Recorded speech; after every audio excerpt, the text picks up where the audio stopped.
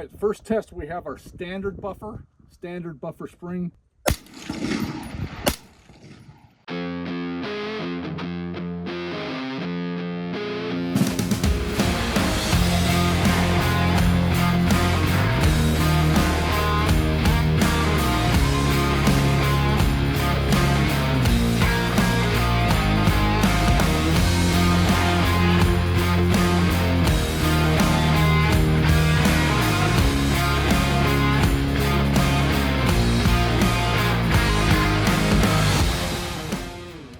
Hey guys, welcome back.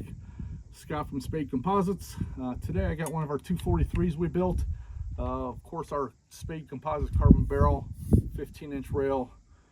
It's got the Specialized Dynamics Khaos receiver set, a Luth AR. I just threw my US Optics 1-6 on, ergo grip. One of the most important things I think of any build is an adjustable gas block. We use an SLR on all of our builds. And today we are shooting the suppressed armament system barricade.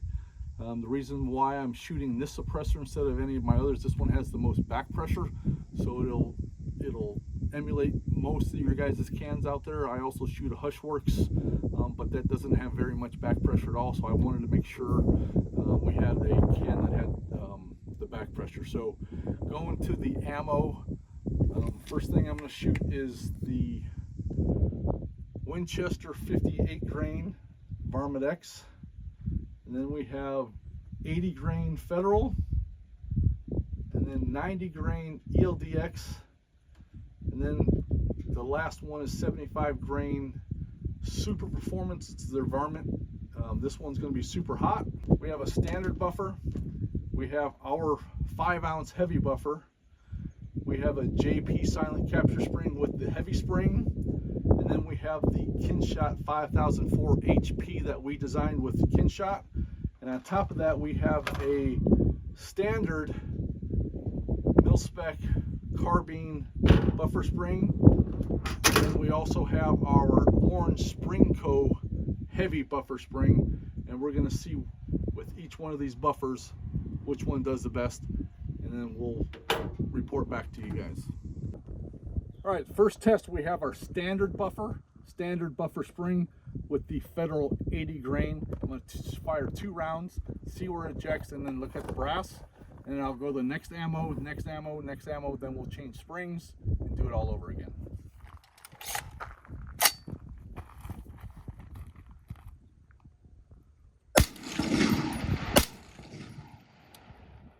So as you can see, it was overpressured. It went at 1 o'clock. We'll go grab the ammo and we'll see what it looks like. All right, so you got a little bit of flattening of the primer and just the smallest ejector swipe. So you can tell it's a little bit overpressured, and this is just factory ammo with the standard buffer and spring. All right, sticking with the standard buffer and standard buffer spring, now we have the 90 grain ELD-X ammo from Hornady. I have 2 rounds. Let's see where this one ejects, and we'll look at the brass.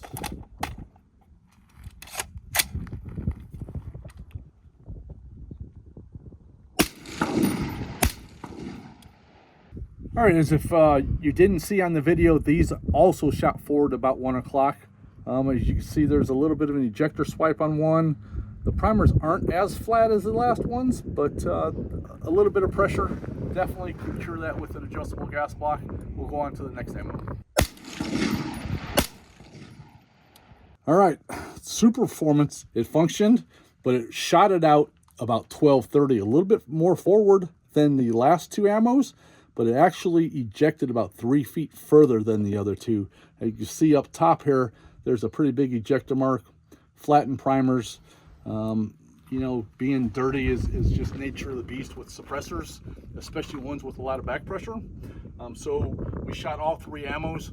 What we'll do now is we'll switch out the spring, put the heavy spring in with the standard buffer, and see if that makes any difference. All right, so I just switched it out to the heavy spring from Springco. You can see it's the orange spring. I'm going to put that in with the standard buffer, and we'll do the same test with all 3 ammos.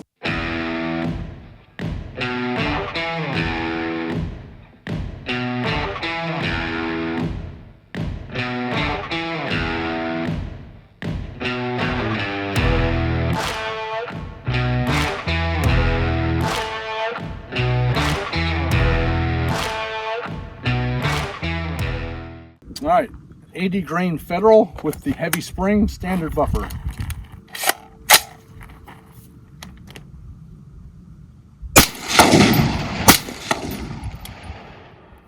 So same thing, it didn't eject as far forward, but it's still a little bit overgassed. It's probably about 130. We'll take a look at the brass and see how it did. All right, this is the 80 grain Federals with the heavy spring. Very similar, a little bit of flattening and primer, a little bit of an ejector swipe on it. Sort of normal, having just a standard buffer. The heavy spring does a little bit, but not too much. So let's go on to the 90 grain ELD-X ammo. It's already getting hot. It's only, I guess, 9:10, 9:15. All right, so the 90 grain ELD-X doesn't look too bad. I barely tell there's a little ejector swipe there, a little bit of flattening of the primers, but everything else looks pretty good. Ejected just like the last one. It's definitely overpressured going at 1 o'clock. We'll do the Superformance 75 grain next. All right, 75 grain Superformance.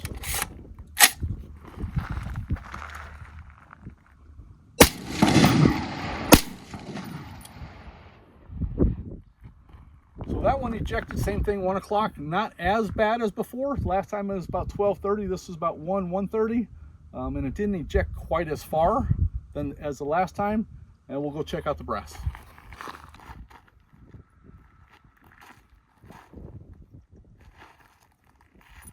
All right, this is the 75 grain Superformance with the standard buffer heavy spring. It didn't eject quite as far, but it was still about 1 o'clock, 1:30. From here, we'll go to the heavy buffer with the standard spring, and then we'll do the heavy buffer with the heavy spring. 80 grain Federal, standard spring, heavy buffer.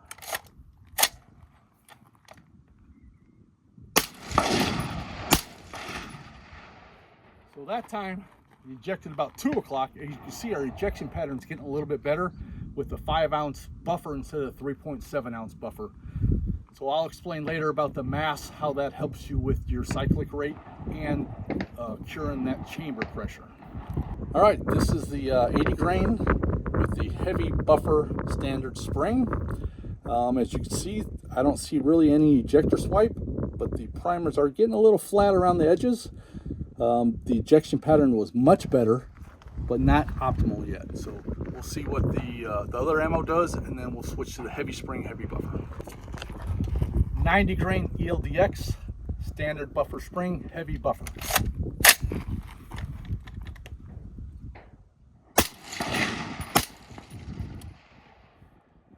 So that's still shot forward, not as good as the 80 grain, but it still was a little bit better than the standard buffer.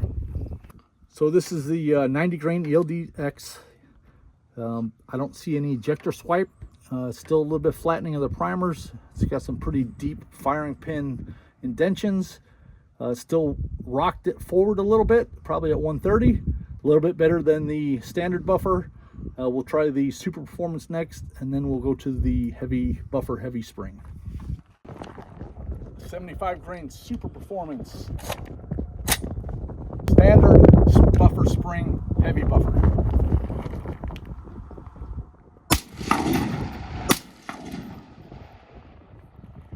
So those, same thing, they ejected about 1 o'clock, probably a good 10-15 feet out, a little bit further than the other stuff, which is expected from Superformance. It's just hot loads.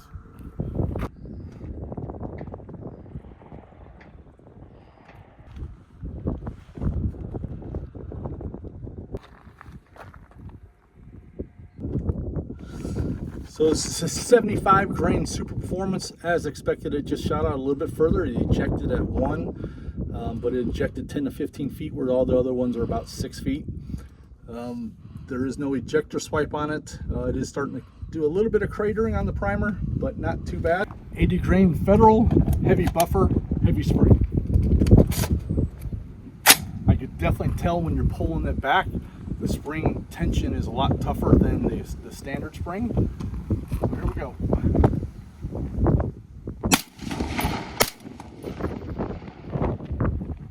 So that first one ejected about 130 again, but the second one was about 230. So that's a little bit better even than the last batch, and we'll keep trying with the other ammo. So the brass looks a lot better. A little bit of flattening of the primer, no ejector marks, and the ejection pattern was a little bit better, still not optimum. We'll try the 90 grain and then the Superformance next. All right, here is the 90 grain ELD-X. Brass actually looks not too bad. It is a little bit flattened. I don't think there's too much wrong with this. It could be cured with the adjustable gas block. We'll try the Superformance next. 75 grain Superformance, heavy buffer, heavy spring.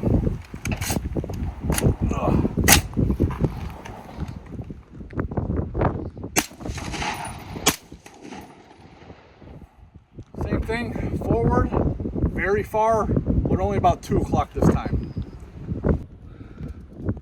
Okay, this was 75 grain Superformance. As you can tell, this right one has a ejector swipe still. Superformance is just very hot ammo, and primer's a little bit flattened. So we'll go ahead and start with the JP silent capture spring with the heavy springs on it.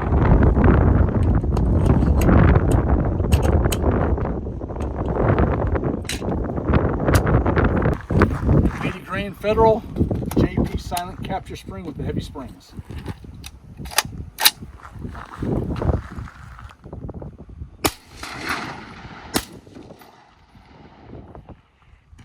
So that seemed to me, the felt recoil seemed the same as the heavy buffer with the heavy spring. It ejected at 2 o'clock. Let's go check, see what the brass looks like.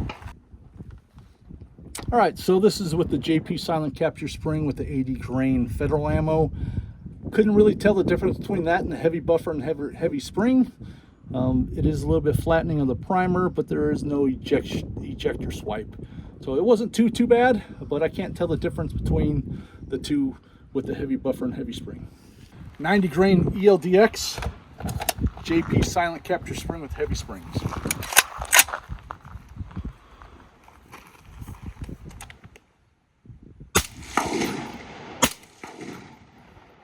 So that was pretty interesting. The first round came out about 3:30, but it barely came out of the rifle, and the second round went at 2 o'clock.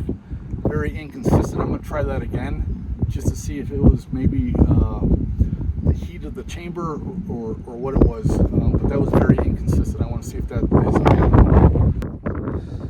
So on the 90 grain ELD-X, as you can see the primer, you're starting to get a little bit of a mushroom, a little bit of a pressure issue there, and that's chamber pressure. That is not bore pressure. You can't adjust that with your gas block. That has to be adjusted with mass, and the hydraulic buffer should eliminate that. We'll see when we get to it though. All right, 75 grain Superformance with the JP silent capture spring with heavy spring.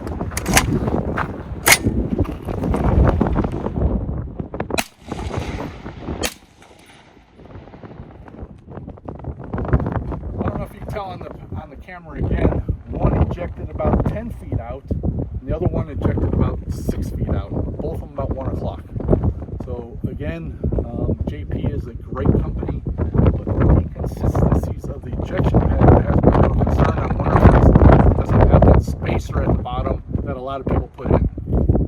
So this was the Superformance. The brass doesn't look too bad, but if you look at the primer, it's really good. It's almost starting to mushroom or the beginning stages of piercing the primer.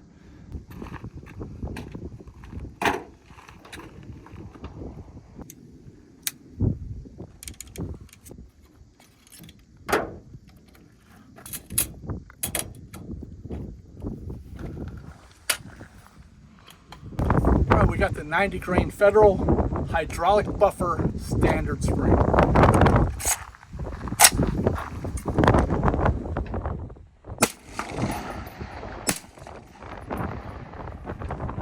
So on that, I definitely felt the recoil was a little bit less, but we still had a little bit over gas at 2 o'clock. But the consistency of where the cases landed was right on top of each other. So this is the 80 grain. I think I said 90 grain earlier, but this is the 80 grain Federal. The primers look really good. Maybe just a little bit of flattening, but not bad. One thing that I noticed when I picked up this brass, the brass wasn't quite as hot as the other brass.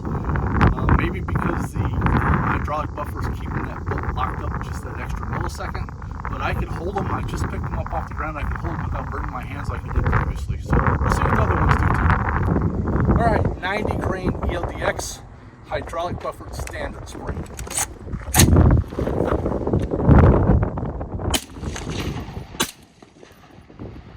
So that was a lot better. That was about 230. So our ejection pattern is getting closer, and that's without messing with the adjustable gas block at all. We could tune all these a little bit better with the adjustable gas block, but I'm gonna go pick up this brass to see if it's as hot or not as hot as the previous ones. I mean, any semi-auto is gonna be hot just coming out, but for some reason they are not as hot. I mean, don't get me wrong, they're hot, but they're not. I mean, I could hold them no problem without, you know, juggling with my hands like the last ones. On these primers, the primers actually look really well.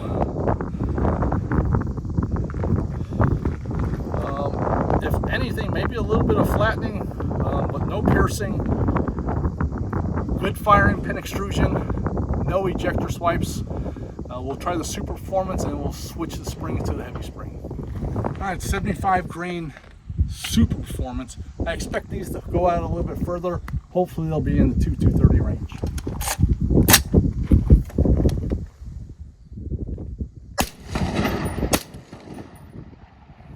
Yeah, just like I expected, they went out a little bit further, probably 10-12 feet. They're right on top of each other over there. Still a little bit over gas. It's about 2 o'clock. I wish it was a little bit further back. We'll see how it does with the heavy spring and the hydraulic buffer on the 3M was next. Yeah, the 75 grain Superformance, it actually doesn't look too bad. It did get thrown out a little bit further and still about 2 o'clock, but there's no ejector swipe. Maybe a little bit of flattening of the primer, but not too bad. Brass looks pretty good. But next we're going to try our hydraulic buffer. It is the Kyn-shot 5004 HP that we helped design, and then we are going to pair it with the Springco orange heavy buffer spring. And that's what I run in all my guns, and it just seems to reduce the recoil a little bit, and it helps with that chamber pressure. We're not getting the ejector swipes, pierce primers, and things like that. It just helps with your brass a lot longer. All right, 80 grain Federal hydraulic buffer heavy spring.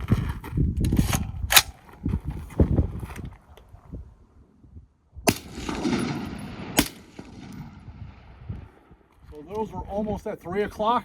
If we adjusted the gas, it would be perfect. I'm going to pick them up and see what the primer is and the brass looks like. All right, as you notice, there's no cratering. You can see the roundness of the primers. I think that brass looks really good, and that one went about 3 o'clock. All right, 90 grain ELD-X hydraulic buffer heavy spring.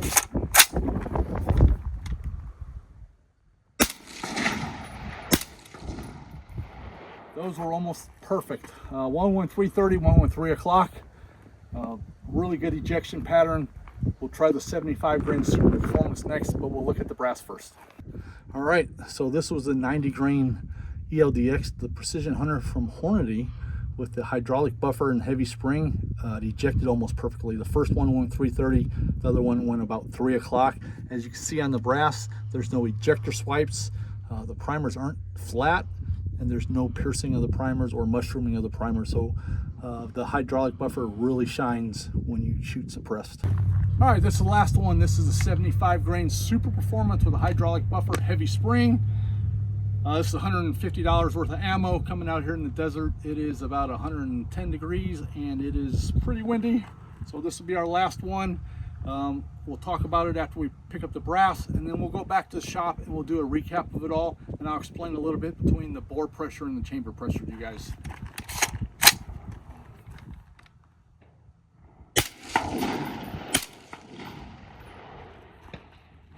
Just like I expected the Superformance, because it's a lot hotter ammo, but it went 230. It wasn't too bad. We'll pick up the brass and see if there's any damage to the brass. So that brass, it looks really good. No ejector swipe. The primers might start getting a little bit of flattening, but no ejector swipes, no piercing of the primers. That could be from 230 to 330 like we like it. You could just tune that with the adjustable gas block, but you can see the brass looks really well, and that's what the hydraulic buffer and the heavy spring do. As you notice that I'm shooting suppressed, and this is where the hydraulic buffer really shines.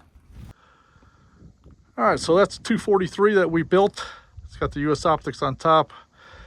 It has a Trigger Tech Diamond Ergo Grip 15-inch Mlok suppressed armament systems suppressor. It's got one of our 20-inch 243 barrels, a Luth AR stock. And just to recap, 80 grain Federal ammo, 90 grain Hornady ELD-X, and some 75 grain Superformance.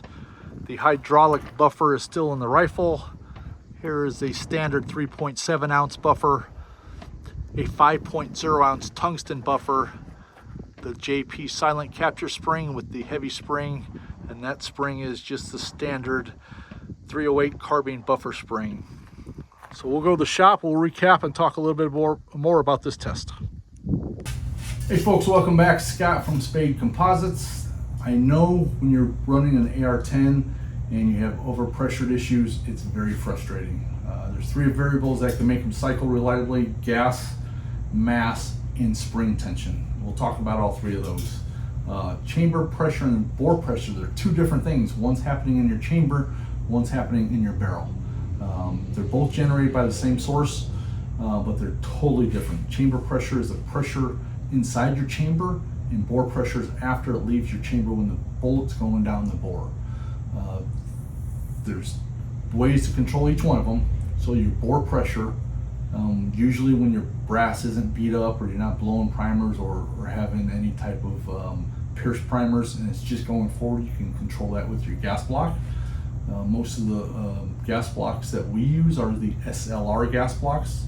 On the AR-10s, most of our barrels are the Series 8, which is an 875 gas block. AR-15s are usually the Series 7, which is a 750 gas block. But when you have a blown primer, pierced primers, real bad ejector smears, the only way to control that is mass and springs. So the heavier the buffer, the better. It keeps your bolt locked up a millisecond longer, which is very important. And then same thing with your spring tension. We shot the video yesterday.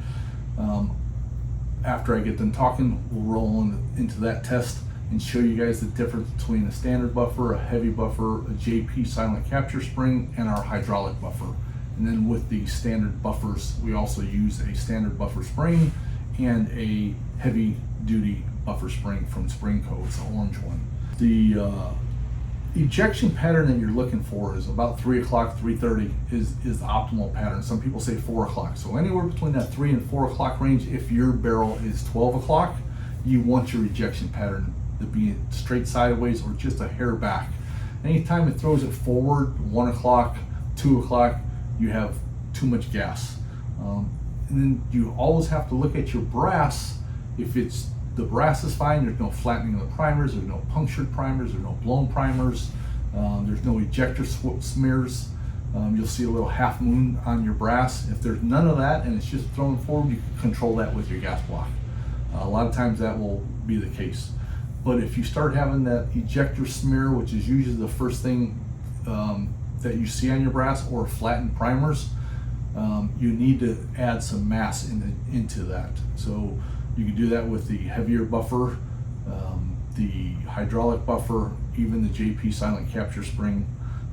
In this video, we test all 4 of those buffers, and then a standard spring and a heavy spring, and the results at the end will show you what we use. One of the other factors that you're gonna get with different pressures is your ammunition. Hornady is different than Winchester. Winchester is different than Federal. Even some of the Hornady stuff, like I mentioned, is different. Their Superformance ammo is super hot compared to their regular Varmint Express ammo. So all those variables taken into an account there, and you have to tune your gun for your ammo. And we go down a rabbit hole and look at your gas port size and all that stuff. So there's times when guys are getting double feeds, and usually a double feed on an AR-10 or an AR-15 is usually when your bolt's going too fast and you have too much bore and chamber pressure, and it's just cycling your bolt super fast. You don't have enough mass to slow that down. So usually the trick is to close your gas block, add a heavier buffer and spring, and that usually works. So one of the detriments, if you're running like the Kyn-shot heavy duty buffer and heavy duty spring, if your gun doesn't lock back on the last round. So when we go test fired guns, we make sure that we put usually 2 rounds in, we fire it to make sure it picks up the next round, and then the second round to make sure the bolt locks back. That way you have enough gas pressure. So sometimes when you have the extra heavy buffer and the heavy duty spring, it won't lock back. And usually that's the case when you're shooting non-suppressed. But if that's the case, you have too much mass there, and that will require you to either change your spring out or you have to open up your gas block a little bit. Our Kyn-shot buffer that we helped develop with the guys over at Kyn-shot, they're great guys over there. They sent us a buffer, we tested it out, we asked for a little bit heavier buffer, and we worked with the ratios with them, and we got it tuned just right where it acts way better than just the heavy buffer, but I also think it acts better than the JP Silent Capture Spring. This JP Silent Capture Spring, there's a couple caveats that JP is a great company, but in a carbine buffer situation, a lot of guys have to add a washer or even a quarter or two inside their buffer tube and then put the spring in. In our test, you could see that when we tested the JP Silent Capture Spring, we'd have one go out at 2 o'clock, only about 6 feet, and the next one would go 1 o'clock at 12 feet. So sometimes it gets a little inconsistent unless you have those washers in. And the JP Silent Capture Spring with the heavy spring, that's really good for non-suppressed shooting.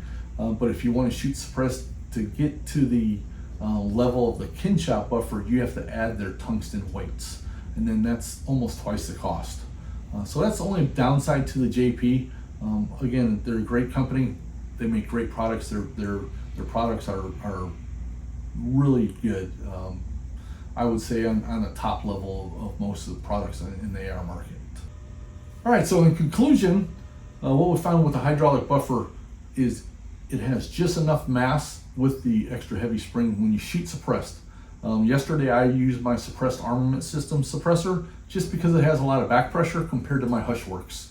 And with that combination and the ammo that we shot, as you can see in the test, that most of our ammo came out where it's supposed to, around that 3 to 4 o'clock. With the other buffers and springs, it was still a little bit forward. The reason why we choose a 243 for our test is because that usually has the most pressure of most of the AR-10s. It has more pressure than 22-250 of the Creedmoors. So I wanted to use a 243 just to show at that extreme level, especially with that super performance, what the Kyn-shot buffer will do. So when we're talking about the Kyn-shot buffer, ours is called the 5004 HP. We're the only ones who sell it. We work the deal out with Kyn-shot. They sell the 5004, which is for the carbine 308, but it's not the heavy duty one like we sell. The only thing is that is meant for the carbine system, the collapsible stocks, 6-position stocks of the stocks of the AR-10s. It will not work with the rifle stocks like an A2 stock or one of the old school PRS stocks with the rifle tube. It's only meant for the carbine stocks. And for the AR-15, I still prefer the H2 and H3 buffers for an overpressured gun.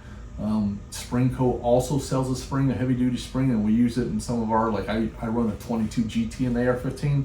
I run a red Springco spring in my 22 GT with an H2 buffer.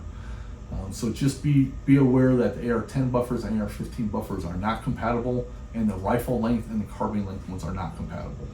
If you're interested in an AR-10 carbine buffer from Kyn-shot and a Springco buffer spring, we do sell them on SpadeComposites.com. I'll put a note in the comments below so you guys can go to our website and buy them.